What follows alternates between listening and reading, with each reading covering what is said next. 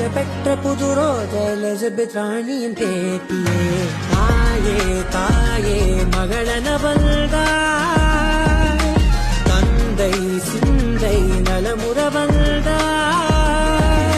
நீயே லோகம் என்று ஆனாய் பெண்ணே, என்னை ஆளும் தெய்வம் நீதான் கண்ணே. பெற்றது நானா இல்லை உன் மகனே நானம்மா. தாயே தாயே மகளன வந்தாய், தந்தை சிந்தை நலமுற வந்தாய்.